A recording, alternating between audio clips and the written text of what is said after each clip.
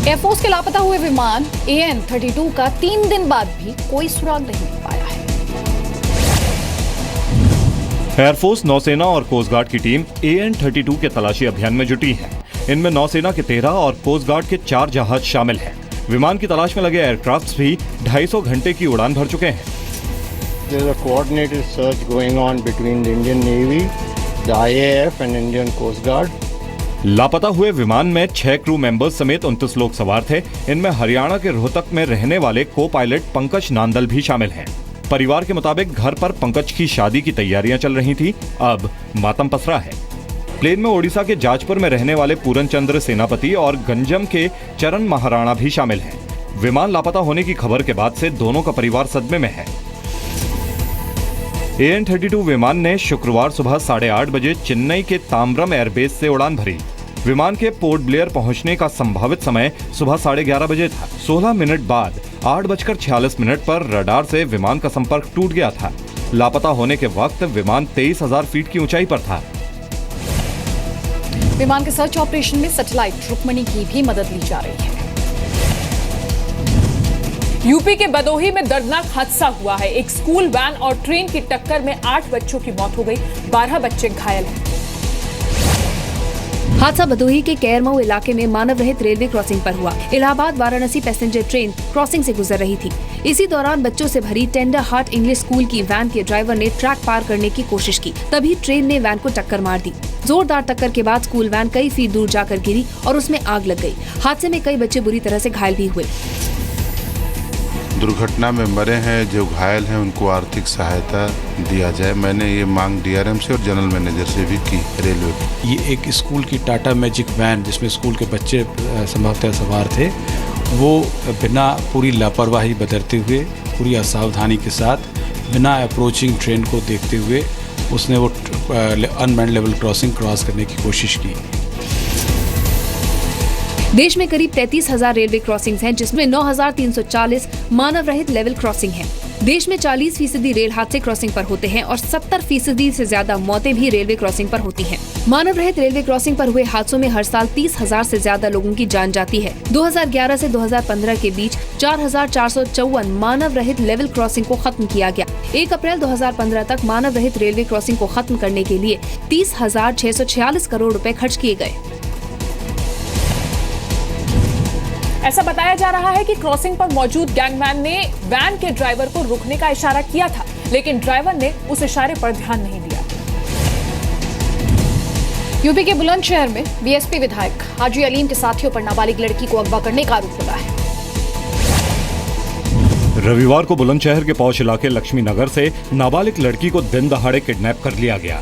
Kidnapping की वारदात CCTV कैमरे में रिकॉर्ड हो गई। वीडियो में एक शख्स कार के साथ दौड़ता दिख रहा है। आरोपों के मुताबिक इसी कार में लड़की को अगवा किया गया और वीडियो में दिख रहा शख्स हाजी अलीम का साथी है। वारदात के बाद से लड़की की मां भी गायब है। पीड़ित परिवार के मुताबिक विधायक के दबाव में पुलिस ने अब तक FIR दर्ज नहीं की है। एक वो है मुल्ला फारूकल भैया आबिद, जो हमारे घर में कई बार आके हमें धमकी दे दे के जा चुका है, और वो हैं दबंग लोग और उनको ये चाह रहे हैं कि पैसे ऐंठ लें, और फिर उनका इस मकान पे दांत है कि ये लड़की आ जाएगी तो ये मकान हमारे कब्जे में हो जाएगा। वो लड़की नहीं चाहती है। BSP विधायक हाजी अलीम चौधरी को बुलंदशहर में बाहुबली के तौर पर जाना जाता है। हाजी अलीम के खिलाफ कई संगीन मामले दर्ज हैं। 2003 में हाजी अलीम पर सर्कस में काम करने वाली नेपाली लड़कियों ने यौन शोषण का आरोप लगाया था। हाजी अलीम का बेटा मेरठ में पुलिस एनकाउंटर में मारा जा चुका है। 2013 में दिल्ली के जाफराबाद इलाके में पत्नी के मर्डर में भी हाजी अलीम पर शक जताया गया था। अपडेट यह है कि पुलिस ने लड़की को बरामद कर लिया है। पुलिस का दावा है कि लड़की मां के साथ अपनी मर्जी से गई थी। परिवार का आरोप है कि पुलिस धमकी देकर लड़की का बयान दर्ज कर रही है। गुजरात के सूरत में पुलिस की पिटाई से युवक की मौत के बाद लोगों का गुस्सा भड़क गया है। घटना वेड़ गांव की है। आरोप है कि यहां पुलिस की पिटाई में एक दलित युवक की मौत हो गई। इसके बाद नाराज लोगों ने सड़कें जाम कर दी और खूब हंगामा किया। इसी दौरान पुलिस का एक जवान लोगों को समझाने की कोशिश कर रहा था। तभी कुछ लोगों ने मिलकर उसकी पिटाई कर दी। देखते ही देखते पुलिस वालों को पीटने में कई लोग शामिल हो गए। घटना के बाद पुलिस के बड़े अधिकारी मौके पर पहुंचे। बड़ी मशक्कत के बाद हालात को संभालने में कामयाब हुए। बताया जा रहा है कि मेटीवेट गांव में शराब के कई अड्डे चलते हैं। शाम को कुछ लोग शराब के नशे में धुत होकर जुआ खेल रहे थे। पुलिस मौके पर पहुंची, कई लोग भागने में सफल हुए। एक शख्स पुलिस के हत्थे चढ़ गया। लोगों का आरोप है कि पुलिस ने उसे मौके पर ही बुरी तरह पीटा, जिसकी वजह से उसकी मौत हो गई। भारत ने वेस्टइंडीज के खिलाफ पहले टेस्ट में 1 पारी और 92 रन से जीत हासिल करने के साथ 4 टेस्ट मैचों की सीरीज में 1-0 की बढ़त बना ली। भारत ने एंटीगा में खेले गए पहले टेस्ट के चौथे दिन मेजबान वेस्टइंडीज को दूसरी पारी में 231 रन पर आउट कर दिया। जीत के हीरो रहे R Ashwin man of the match चुने गए। अश्विन ने पहली पारी में शानदार शतक बनाया और दूसरी पारी में 7 विकेट हासिल किए। भारत ने पहली पारी 8 विकेट पर 566 रन बनाकर घोषित कर दी। इसमें कप्तान विराट कोहली का शानदार दोहरा शतक भी शामिल है। जवाब में वेस्टइंडीज की पहली पारी 243 रन पर सिमट गई, जिसके बाद भारत ने वेस्टइंडीज को फॉलो ऑन खेलने को कहा। That if we want to be a consistent side, I think we need to set ourselves some goals and look to execute that rather than focusing too much on the opposition, which I think this team is willing to do, which is a very, very pleasing thing for me as a captain and for the team as well. Asia से बाहर किसी भी test match में भारत की ये सबसे बड़ी जीत है। टेस्ट में 2 बार शतक और 5 से अधिक विकेट लेने वाले आर अश्विन भारत के पहले खिलाड़ी बन गए हैं।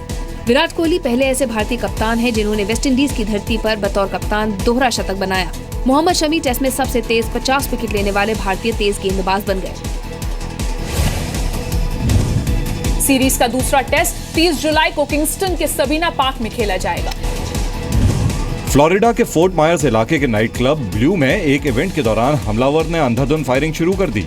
फायरिंग में 1 दर्जन से ज्यादा लोग घायल हुए हैं। वारदात के वक्त क्लब में एक पार्टी चल रही थी जिसमें कई युवा शामिल थे। फायरिंग के बाद क्लब में अफरा तफरी मच गई। पुलिस ने क्लब की घेराबंदी कर हमलावर की तलाश शुरू कर दी। अभी तक हमलावर की पहचान नहीं हो पाई है। 13 जून को भी फ्लोरिडा के एक गे क्लब में हुई फायरिंग में 50 से ज्यादा लोग मारे गए थे।